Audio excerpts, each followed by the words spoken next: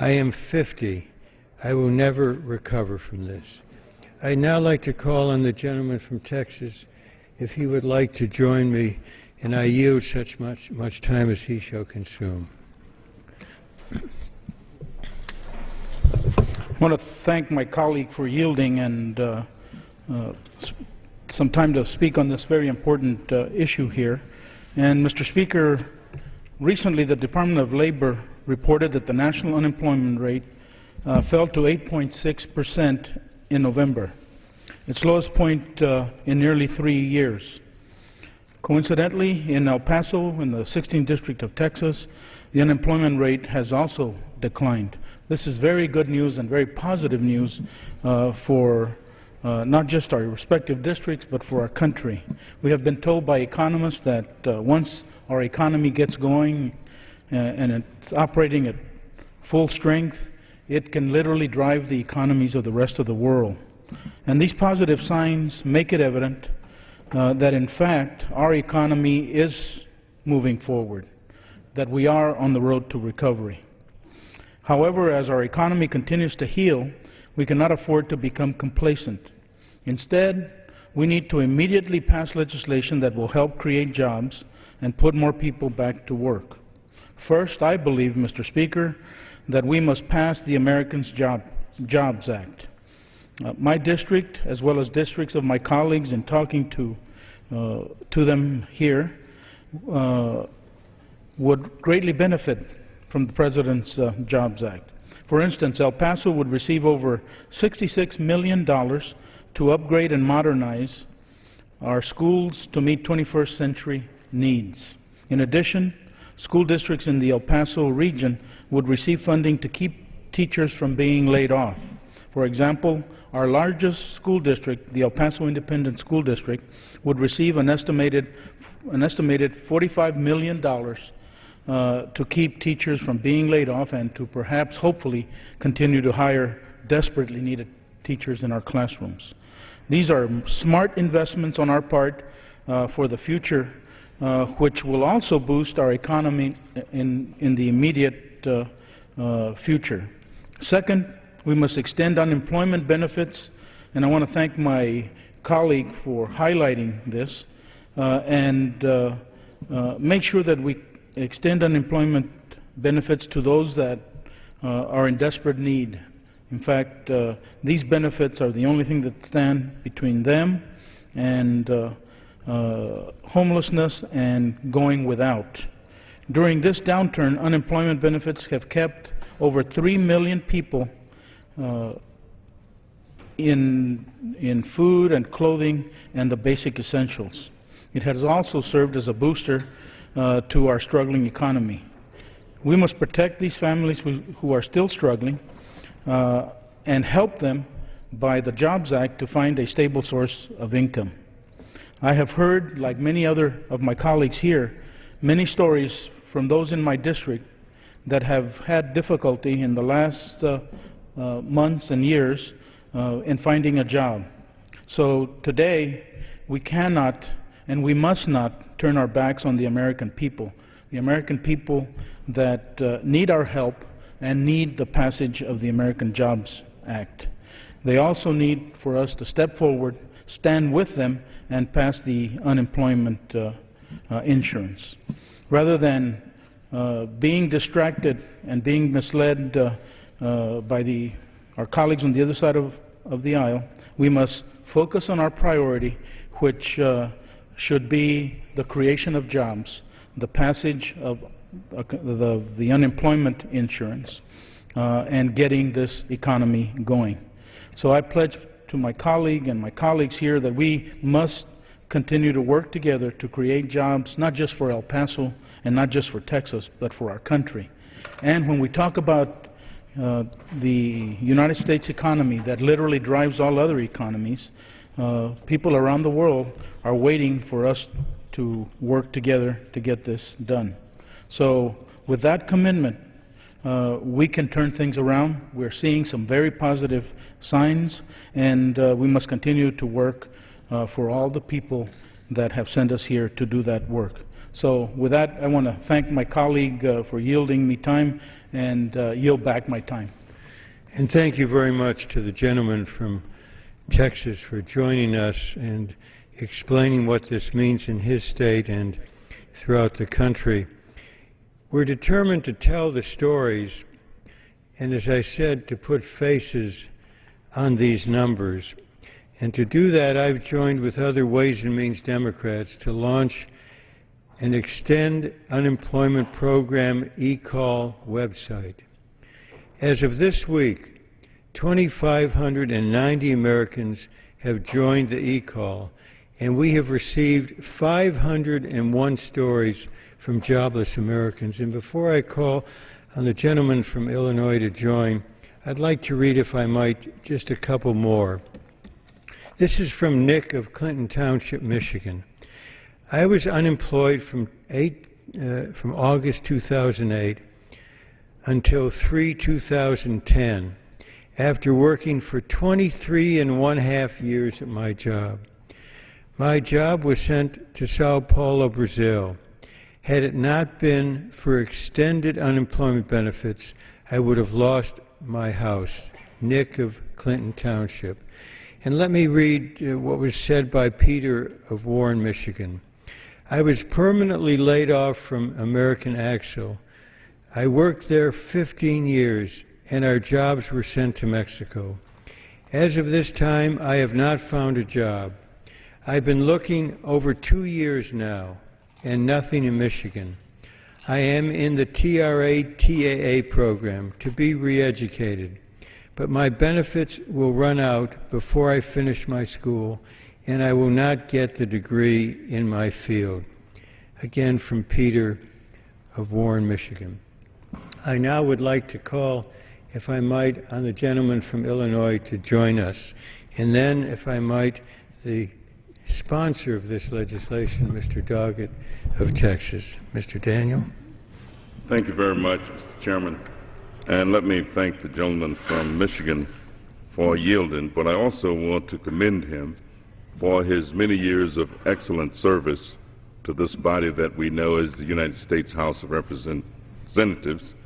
And I want to commend him for the tremendous leadership that he provides as the ranking member of the Ways and Means Committee. Thank you. Mr. Speaker, it is December 7th, and Republicans still have not enacted legislation to protect the millions of Americans hardest hit by one of the worst economic crises in our nation's history.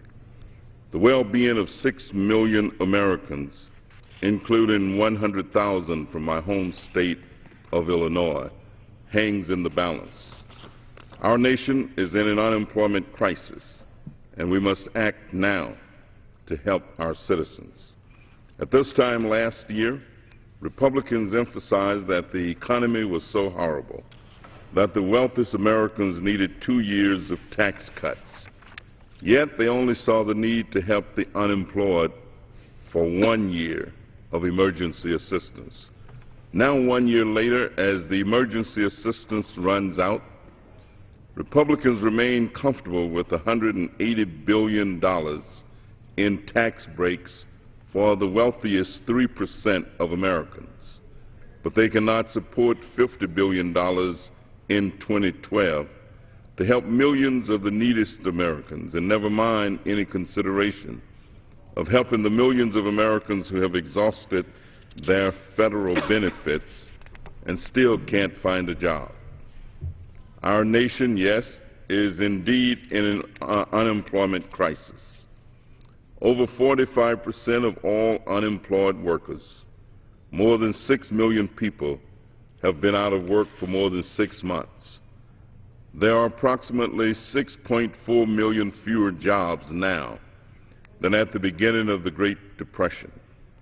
The Department of Labor data show that there are over 4.2 unemployed Americans for every 1 job. Even if every job was filled, 8.9 million citizens would remain unemployed. During this protracted storm of economic hardship, unemployment benefits are a critical lifeline for our citizens and for our economy. Unemployment benefits have kept 3.2 million Americans, including nearly 1 million children, from falling into poverty in 2010 alone. New research shows that the current federal unemployment programs provide $2 in economic stimulus for every $1 in unemployment benefits circulating in the economy. The federal unemployment program saved or created 1.1 million jobs as of the fourth quarter of 2009 alone. And the Economic Policy Institute estimates that preventing unemployment benefits from expiring could prevent the loss of over 500,000 jobs.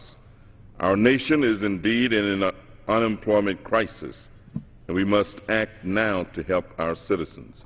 We cannot protect the wealthy while ignoring the millions of Americans hardest hit by one of the worst economic crises in our nation's history. We cannot deliver a windfall to the privileged and deny the poor. Such a position is not responsible leadership, and such a position is not consistent with American values. So I join with my colleagues in urging the Republican leadership to protect vulnerable Americans by extending the unemployment benefits.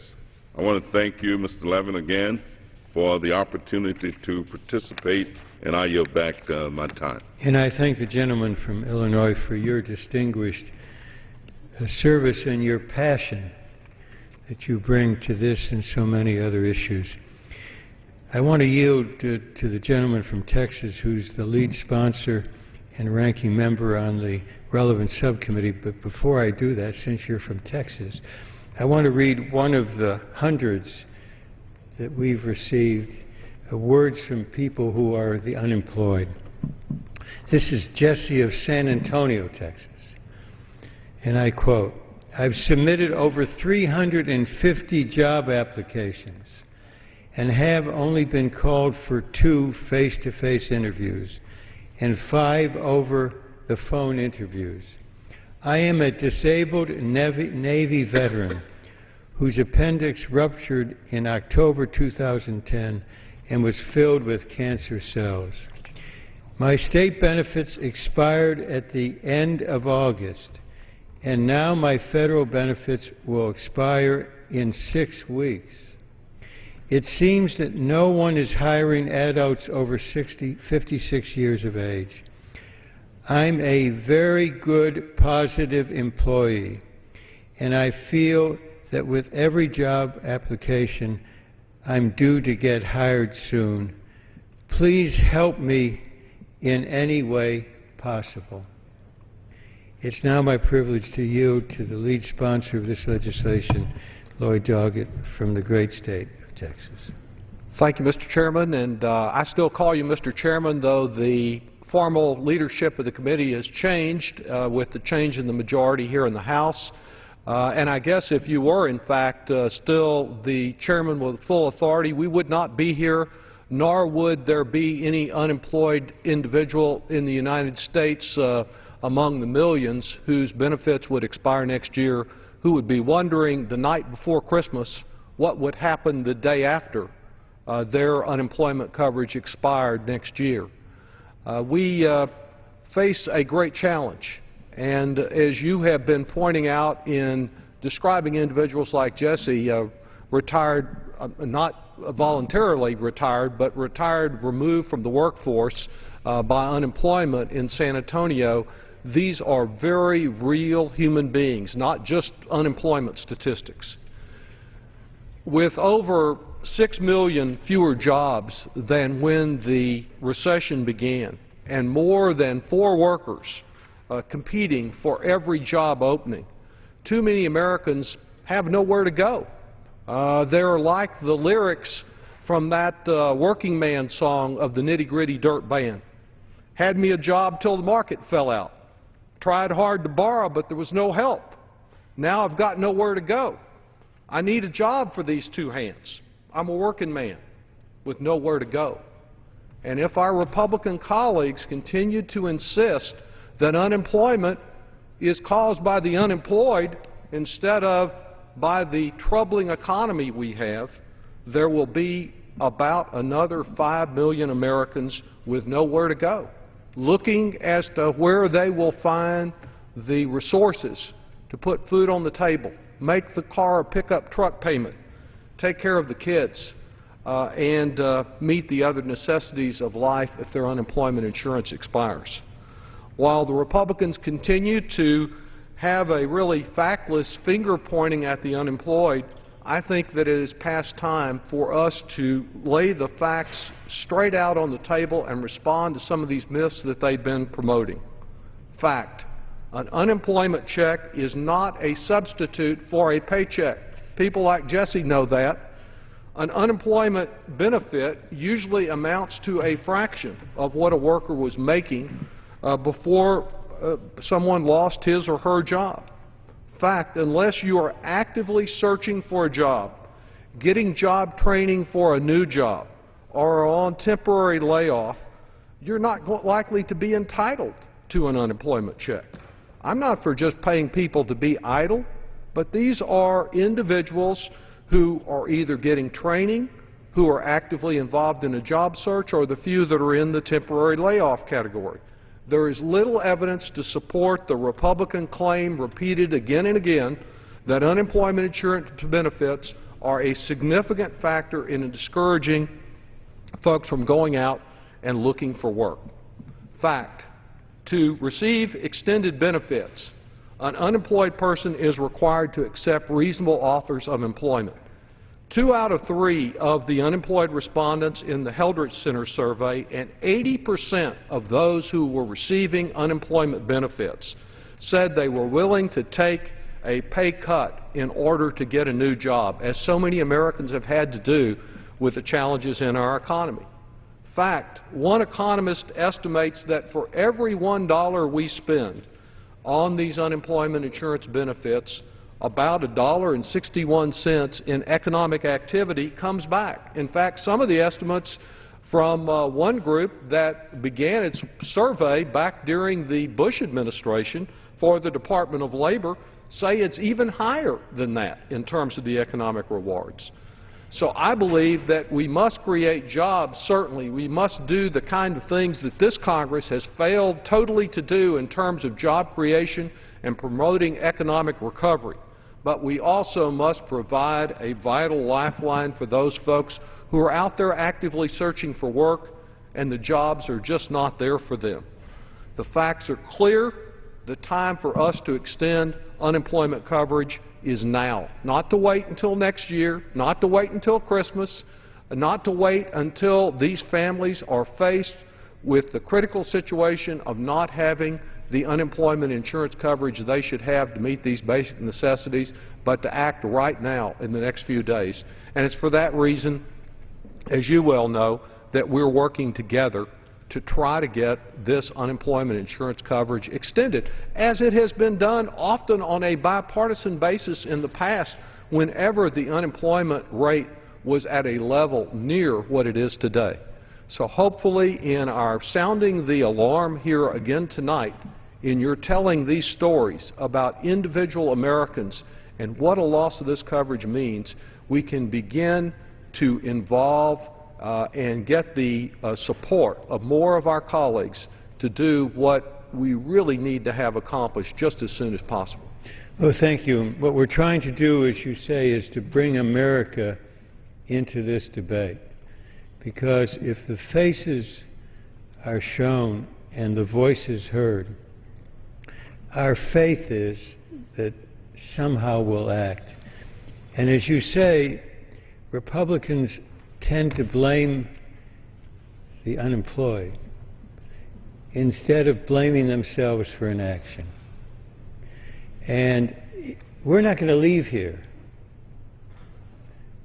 We're not going to leave here until there's an extension of unemployment benefits. Isn't that correct? That's your pledge. It is our pledge, because there's just too much at stake here. This Congress has been incredibly unproductive. You might think it had been unemployed for much of the past year. And we need to stay and complete the work. This is work that was done practically on Christmas Eve last year when this extension was in jeopardy again, and we ought not to go right down to the wire like that again. There's no reason that this could not be done in the coming week but for this ideological commitment saying that unemployment insurance coverage is not good for the economy. The facts don't bear that out. The individual stories that you're telling us about tonight, those are the individuals, those are the families that have so much at stake. And of course, because of this economic effect, those unemployed families, when they get $1 of unemployment insurance, they have to spend that dollar. They may be spending it at the grocery store. They may be paying a landlord or a mortgage company. They may be paying on their credit card or their car just to have the basic necessities of life, and that's why the economic impact on small businesses is so significant from doing what we would need to do in order to support these families engaged in an active job search or getting the retraining and the retooling they need to have an opportunity for a job in the future. It's so important that you've talked about the facts. The more we discuss the facts about unemployment insurance, and the more we talk about the unemployed, the more persuasive is the need for action. Well, there's so much mythology, and the stories help to blast the mythology. I just would wish that we could get into the shoes. There are 6 million whose benefits are threatened here. If you lined up the 6 million from here, they'd go, I think, to Sioux Falls, South Dakota. But it's hard for us to receive the stories or to obtain them because under the Privacy Act we don't know the names. And that's why you and I and others have joined to essentially have a website so people can tell us how to reach us. But your recitation of the facts is so important because in the end, I think the facts will prevail, the stories will be telling. And so, Mr. Doggett, you've been such a lead person on this. You're the lead person on this legislation. So many of us have been working on this. As you said, one of the facts is we have never failed to act, and this is a deeper recession than we've known. In fact, one of the facts is that there are now nearly 7 million fewer jobs in the economy today compared to when the recession started in December 2007. 7 million fewer jobs. And so when people search, they're often hitting a wall. And by the way, this gentleman, Jesse, refers to his age. And it's very true that the older, they're not very old, people are having trouble. I had a forum in Michigan, and it was so heartbreaking that a person said to me, I would guess in her 50s, that I've taken all of the years off of my CV, when I went to college, when I graduated, when I first had a job, and the date of every position she had, because she's afraid that when these resumes come in, people look at the age and a stone wall is hit. So I really, it's my privilege, Mr. Doggett, to join with you, and I'd now like to have join us a very distinguished member from California, and if you give me a minute, Barbara Lee, the very distinguished woman, I want to find a story from California. And so if I might just read this before I yield to you. This is Benjamin of Los Angeles, California. And I quote, I've been actively looking for work for 8 months now. Unemployment insurance has been crucial in my survival. It has literally kept me alive. It's allowed me to buy food and pay all my bills. Bills have no conscience. They come regardless if one is working or not. I really feel for and extend my empathy to those who are unemployed and have children. I wholeheartedly support the emergency extension of unemployment insurance. Benjamin of Los Angeles, California, your home state, you do such honor to your state and the whole nation. And it's my privilege now to call upon the gentlelady from California, Barbara Lee. Thank you so much. First of all, let me thank the gentleman from Michigan for those very kind words. More importantly, for your leadership on so many fronts and for caring about those who are falling through the cracks at this point. And also for this very sobering special order tonight, because this is very sobering, on the need for an immediate extension of unemployment benefits for the millions of Americans who are struggling to find work.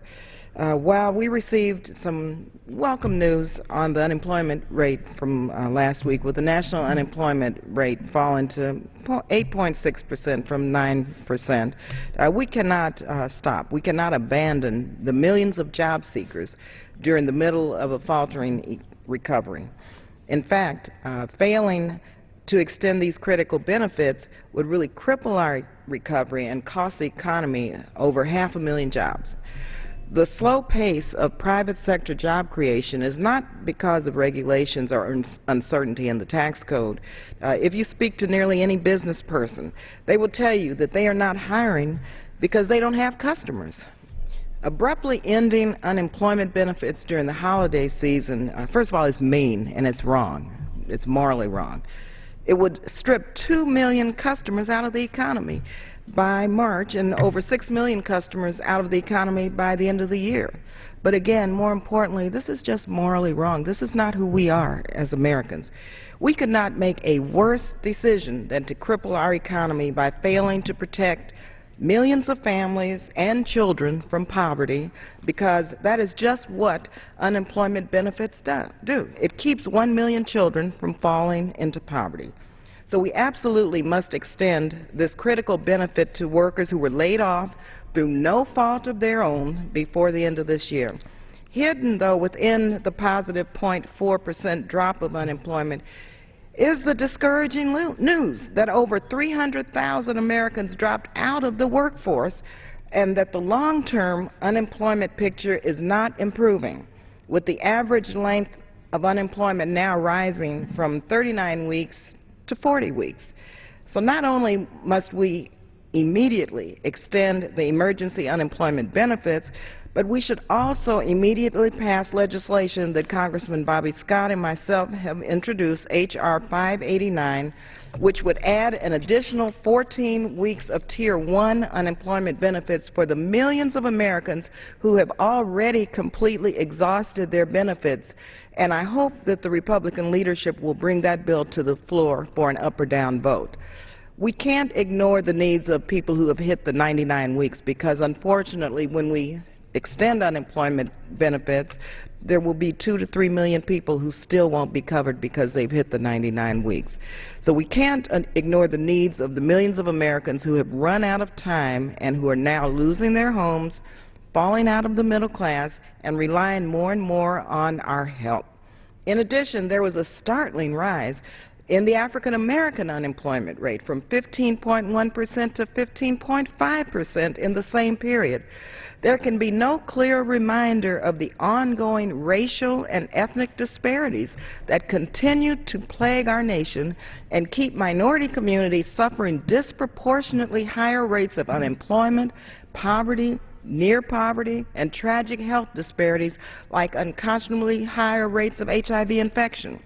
The fact that when the national employment picture improved significantly for the first time in months, African Americans faced a marked increase in their unemployment. That means we must take immediate and bold action to implement targeted programs and policies to ensure that we truly are a nation that provides equal opportunity and leaves no one behind in terms of accessing the American dream. Now, Congressman Levin, I held a job fair in my district a few months ago. Thousands of people showed up in Oakland for the few jobs, 4 jobs for one person that were available. But let me tell you, people want to work. They want to work. We in the Congressional Black Caucus held 5 job fairs around the country. Thousands of people showed up for limited jobs. I can say with certainty, people want to work. People want to work. And so we have to, however, extend a safety net or this bridge over troubled waters until we figure out how we can deal with the politics of getting the American Jobs Bill Act, the American Jobs Act passed, and also other opportunities and legislation to provide jobs for people, because people want to work. So we have to extend this unemployment compensation until we do that. We have to save our economy and the millions of struggling families from poverty and immediately pass and extend unemployment benefits now. And let's not forget, again, the 2 million plus people who hit that 99-week limit who will not be eligible for an extension unless we figure out a way to include them in these initiatives and in this policy. Mr. Speaker, we've got a lot of work to do. We've got a lot of work to do, but I know we intend to stay here until we do our job, until we extend this bridge over troubled waters, the safety net for people just to survive. That's all this is for people just to survive. If we don't do that, you know, those of us who call ourselves people of faith really need to come to grips with our faith and who we are and how we propose to move forward within the context of looking out for and making sure that the least of these are addressed and taken care of until we can provide them those opportunities and dismantle those barriers so that they can reignite the American dream, because it's turned into a nightmare for millions and millions of people. So, Congressman Levin, I want to thank you again for, this very this clarion call to our conscience. It should prick our conscience tonight. We should tomorrow say, let's pass this now. The holiday season is upon us. People need some certainty in their lives. They need to know that they have a bipartisan effort to help them through this period, and they need to also know that we're going to work very hard to pass the American Jobs Act so that they can finally get a job, because that's what this is all about, and people want to work. Thank you again. Well, and thank you for your eloquent statement. As you said, there are, this is one estimate, 4 people for every job.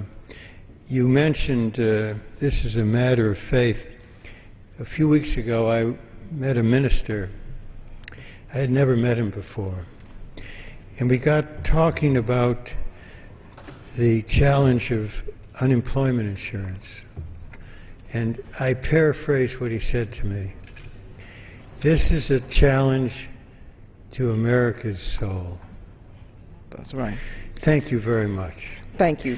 And before I call on the distinguished colleague from Wisconsin, I want to read one more story, and I have a story that's given to us, one of the more than 400, from Nathan of Madison, Wisconsin.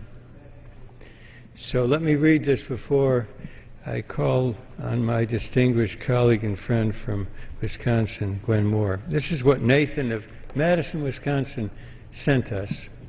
I quote, "I have been unemployed twice in the past 5 years, and they were not by choice. I have a master's degree in organic chemistry and have worked in the pharmaceutical industry and related industries since finding a job out of school in 1998. After 2 years with my first company, I received a double promotion. So my layoffs have not been due to my performance abilities or capabilities.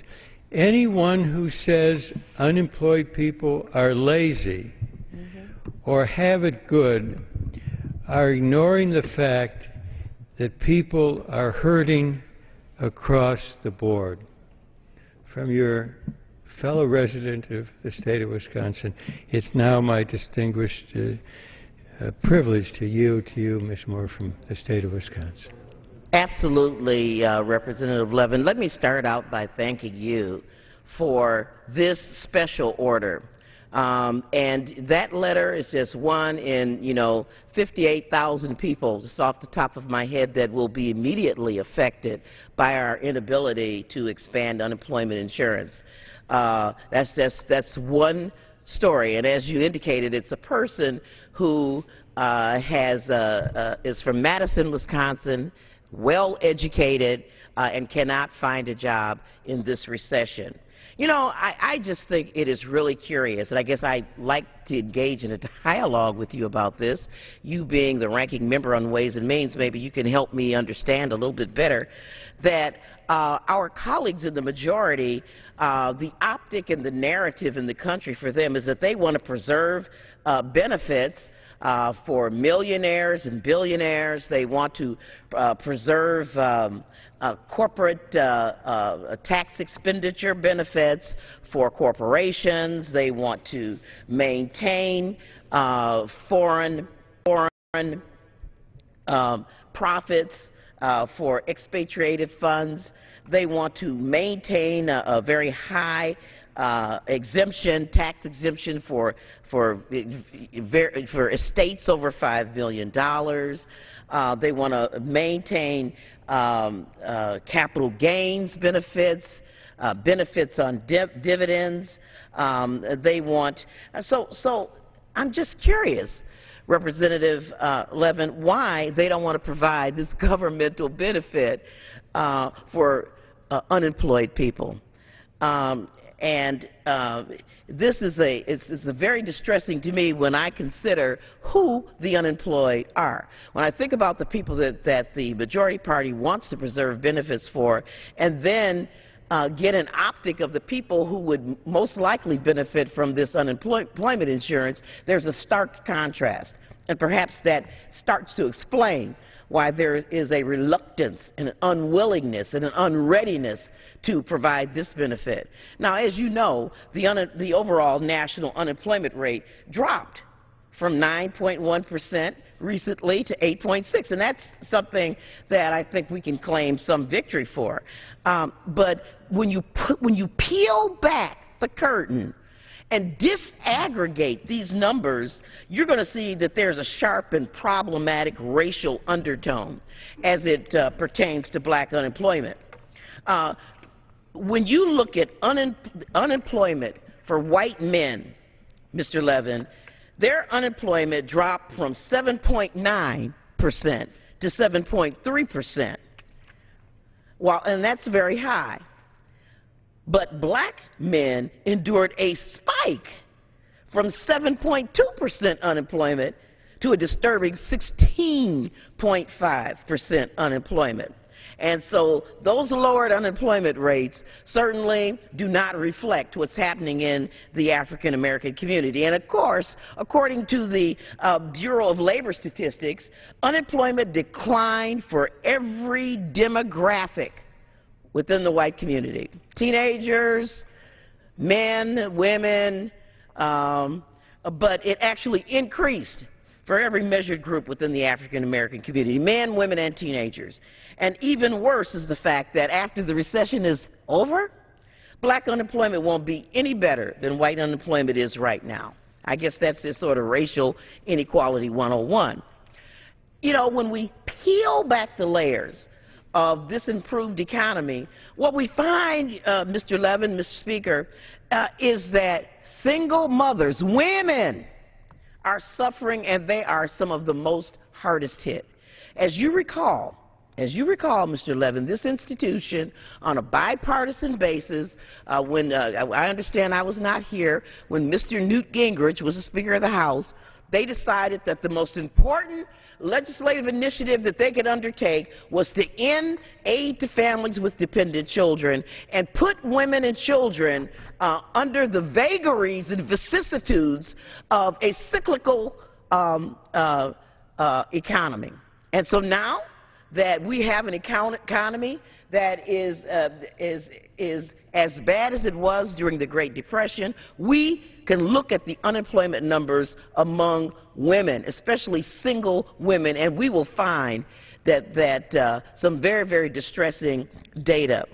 Poverty among women climbed from 14.5% in 2010 to 13.9%, the highest in 17 years.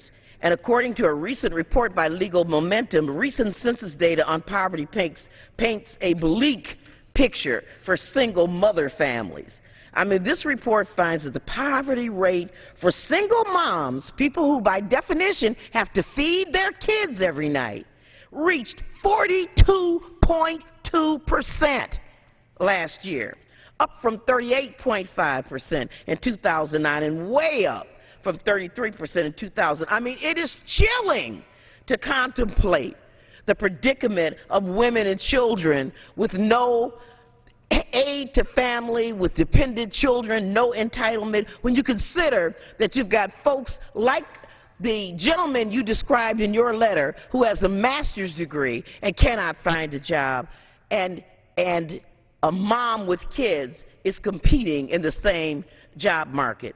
I mean, there's a great deal of need for these populations, which even as the economy begins to show growth, they're forced to make cuts in the family budget. You know, they're living with food insecurity. Not enough food, and the quality of the food is not good.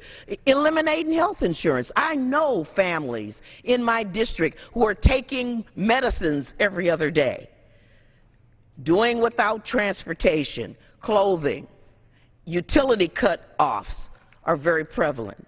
Let me just, if I might, I was looking through, I have some of the letters. Let me just read a letter talking about a single parent from Geneva. Yes. I quote, "I never thought that I would have to start all over again looking for work in my late 40s. I hadn't even been 1 year cancer-free. I'm a single parent of a teenage daughter. So when my job terminated, so did my medical insurance. I had to move back to my mom's house. I could no longer afford my rent, car note, and insurance, and the basic everyday needs of raising my daughter and keeping my own place. Please don't take away UI so soon. So soon people like me need to keep it until we can find full-time work to take care of our families and help us keep our self-esteem." So I tell you, that is a very moving letter. And, you know, you say that she had to move back into her mom's house with a teenage daughter. And, I mean, teenage kids, I mean, they need other things than just food. I mean, something like toilet paper becomes an issue when you are sharing a household and you don't have enough money to make those contributions. And, you know, the other thing that makes me very curious, Representative Levin, is the rhetoric around the desire to help small businesses. Do you realize that if we don't extend this unemployment benefit, economists have calculated in 2012 that this will take $90 billion out of the economy? When you don't buy that teenager shoes because you're unemployed. So absolutely. We're focusing today on the stories of the unemployed, the personal stories to put a face on the numbers. It's also true, and you refer to it, that it's also important for the economy of our country, because every economist, I think without any exception, everyone says that unemployment insurance is one of the two most beneficial instruments that we have in terms of putting money back into the economy, because people who are unemployed and receive their insurance, they work for it, spend it. And that mother, you know, we have some other stories from single parents, let me just, if I might, read another story, if I might. And then perhaps we should ask the gentlelady from Texas to join us if she would like. But let me just read this. I'm a military spouse that was forced to move and leave a great paying office management position since my husband was transferred to a new duty station. I have applied for jobs that would barely cover our bills so that I can be among the working again. My soldier can't afford to support us on a military income, and it's not just about me. I have a son to think of. I hope and pray that an extension is approved so that it doesn't cause our family structure to crumble. I believe that an extension should be approved, as it is keeping not only my family, but millions of other American families from drowning in a sea of financial ruin. That's from Rachel of Lemoore, California. It's now my privilege to yield to the gentlelady from Texas. I thank the gentleman very much and thank him for his leadership on this issue. Reading these passionate letters, I don't know how anyone could bring us to the brink of disaster as where we find ourselves today. I just want to read from the U.S. Department of Labor a simple sentence that I think speaks volumes. The unemployment insurance system helps the population most directly affected by recessions, those who have lost jobs through no fault of their own. Mr. Levin, you've heard my colleagues speak of the double-digit unemployment in distinctive populations, the young, recent college graduates, African Americans, and Latinos who remain at the bottom of the heap, but who are looking for jobs every day. I'm reminded of a job fair at Fallbrook Church in Houston, Texas, where throngs came seeking opportunities and basically refuting the commentary of one presidential candidate no longer in the race, Mr. Kane, who said, if you're broke and if you're unemployed, it's your fault. And now the front runner, Mr. Gingrich, says that poor children have no role models. Their parents don't get up and go to work. They've not seen anybody go to work. How outrageous to speak about those who have lost their job, their children are poor, and they would blame the victim. So I think it is crucial that we pass this legislation, and we have never, Mr. Levin, not passed this legislation when unemployment in our country has been near 9.1%. It is not 9.1%, but it's very well near there. And unemployment benefits will keep us from losing over 500,000 jobs. It will also help some of the bankrupt states. There are states that are, in fact, looking to $5 billion in tax hikes on employers in nearly 24 states. These solvency provisions will stop putting $5 billion in tax hikes on employers in nearly 24 states, as well as provide $1.5 billion in interest relief. Some of these very members who may be objecting to this, debating about it, come from states who are themselves facing a question of solvency because of the unemployment insurance. Where is the life raft, if you will? Where is the helping hand? Where is the rescue for the people who are desperate? Might not be able to see this, but it's a very small picture of a person living in a disastrous home impacted by Hurricane Ike. There was some decision about some funds going there in Houston, Texas today.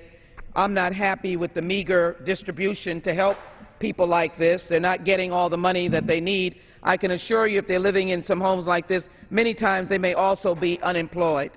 So they're living in devastated housing in many instances. They're in need of food on their table. They are likewise trying to provide for their children, and they don't have the resources.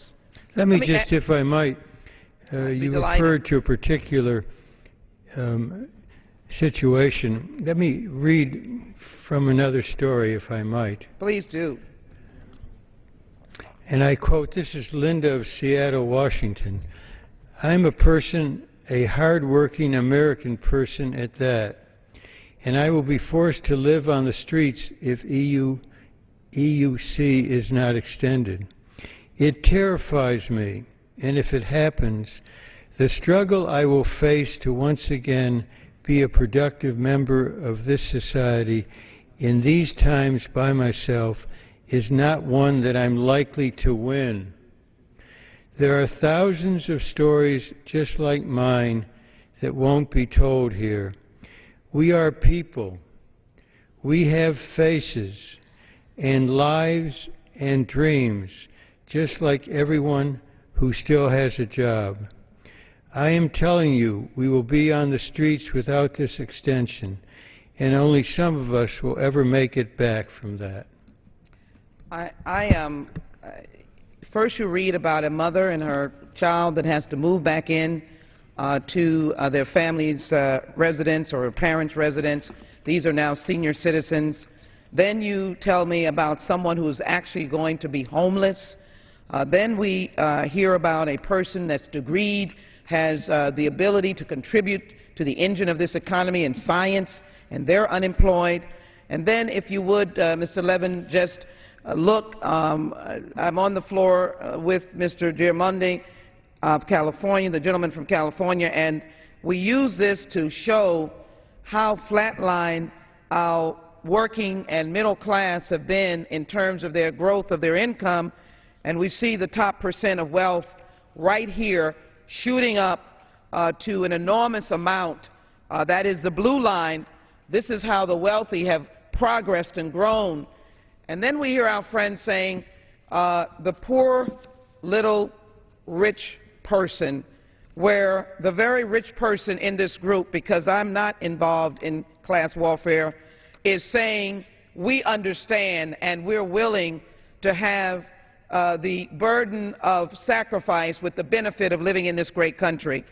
And so when we look at this wealth, think about this woman who is saying she is near homelessness, and think about the 160 million Americans that if we do not do a payroll tax cut, but think about most of all the 6 million Americans who will be left to homelessness in contrast to the enormous wealth that is on this poster board and the meager proposal of surtax on the 1% for 10 years starting in 2013 to pay this off and to keep solvent Social Security.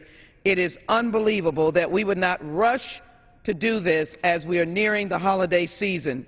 I am just noting for you, Mr. Levin, just to say that the powerful, passionate letters that you've read are volumes in terms of those who are seeking our help. And for anyone that's been to Occupy Houston or Occupy Wall Street or Occupy any city, if they talk to the people individually, they will know that these are simply hurting Americans who have lost their jobs, who are seeking to come and seek opportunity. They want to work. And everyone that I've spoken to, the lady who's here with this home, 56 years old, I know that whether she's employed or not, the conditions of her home suggest that she is in need. And the homeless persons, because they have no job, are in need. I don't believe the wealthy that are speaking on this particular poster board would argue about the solution that you have come to and that you are advocating, and that those who are writing in are saying, they're asking, just give me a lifeline and help me to survive. I'm prepared to stay here, Mr. Levin, as you've indicated, to make sure that we do right by the people who are so much in need. Well, and your chart leads me to the last letter I'll read. I think my time is about to expire. I read from Ralph of Warren, Michigan, because your chart shows what's at stake for middle-class America. Unemployment insurance must be extended so you can pay your bills and buy food. Without this insurance, you will see the foreclosures go through the roof. And he concludes, start looking out for the middle class that built this country. And this issue of extension of unemployment insurance is critical for all America, and it surely is critical for the middle class that helped to build this country, and that now in the millions are finding they've lost their job, they're looking for work, they can't find it. We need to respond, and we need to respond right now. And I close with this pledge from all of us on the Democratic side in the House.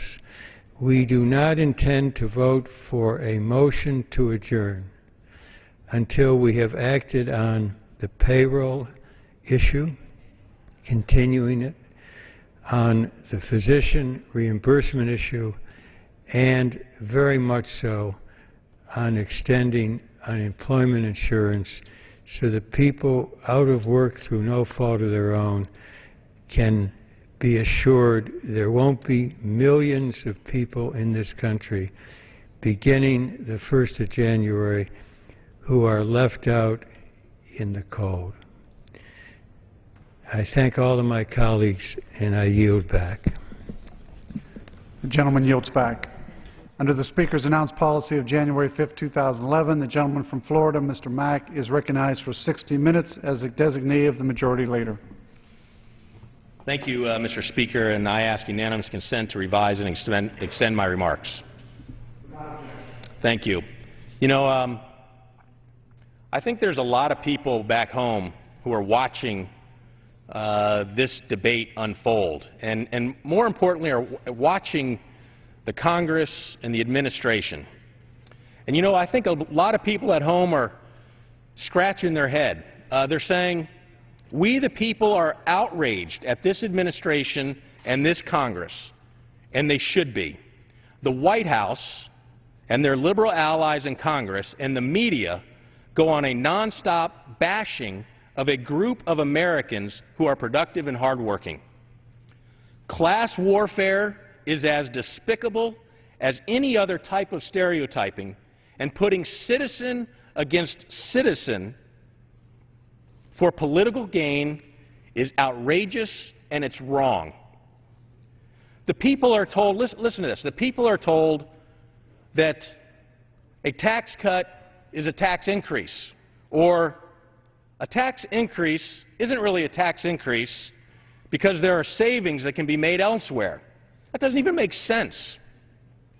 Only in Washington can someone say we have to pay for a tax cut. Think about that. What we're saying is, what Washington is saying is, we have to pay for a tax cut. Well, whose money is it? Government doesn't make money. It's the people's money. Yet somehow up here in Washington, we keep saying we have to pay for a tax increase. It's that hard-working family that has earned that money. It is not Washington's money. And people, frankly, I think are disgusted with the notion that somehow the paradigm in Washington is we have to pay for a tax cut. It's their money. Something is very wrong here, and this body is part of the problem. Let's put out the facts. Facts, not spin. Government money doesn't exist. It's fact. It's the people's money. Here's another fact. If there are projects that can be cut, they should be cut. They shouldn't be traded like futures in the stock market. If we believe that we ought to extend the payroll tax cut extension, let's extend it. Let's stop playing games about moving money around from one program to another, or keeping a bucket of projects or programs that we can save to cut at a time to bargain for something else. It's time that we get serious, and the American people are saying they've had enough. They've had enough of what they're seeing here in Washington. Let me say this one more time. Pitting American against American is un-American and outrageous and deserves the condemnation of each and every one of us in this Congress. This is not the America we know and love. We the people deserve better. I yield back the balance of my time. The gentleman yields back. Under the Speaker's announced policy of January 5, 2011, the gentleman from Arizona, Mr. Gozar, is recognized for the remainder of the hour as the designee of the Majority Leader.